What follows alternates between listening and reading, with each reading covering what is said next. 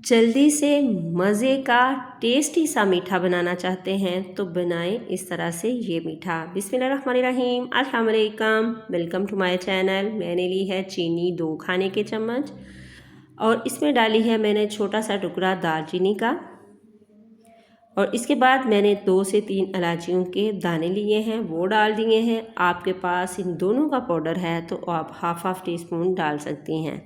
अब मैंने इसको अच्छे से ब्लेंड कर लेना है जबकि ये पाउडर की फॉर्म में आ जाए।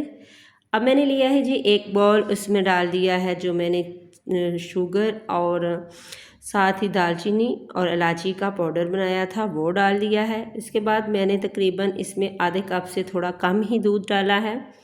आप अपने हिसाब से जितनी आपको ब्रेड चाहिए उसी हिसाब से आपने दूध डाल लेना है। अब मैंने जी 2 अंडे डाले हैं। अंडे जो हैं थोड़े साइज़ में बड़े थे और एक एक करके अंडा मैंने डाला है। गर्मी है, इसमें अंडे ख़राब हो जाते हैं, इसलिए अलहदा से बर्तन में डाल के एक एक करके ही आपने अंडे डालने हैं।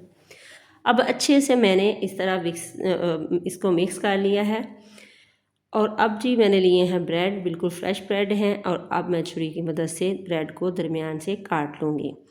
इस तरह से सारे ब्रेड जो हैं वो मैं कट कर लूँगी, कट करके साइड पे रख लूँगी। और अब मैंने लेना है जी पैन और आप चाहें तो पैन ले सकते हैं। मेरे पास तवा था तो मैंने उसी में थोड़ा सा ऑयल डाल दिया है। तकरीबन 1 खाने का चम्मच मैंने ऑयल डाला है और एक एक ब्रेड को इस तरह मैं डिप करूँगी और इसमें डालती जाऊँगी। तो इस तरह से सारे जो ब्रेड्स हैं वो मैं डालती जाऊंगी। मैंने आंच को बिल्कुल बहुत ज़्यादा तेज़ नहीं किया, हल्की आंच पे मैं इसको फ्राई करूंगी। तो ये बहुत मज़े के सॉफ्ट से जो ब्रेड हैं ये बन जाएंगे।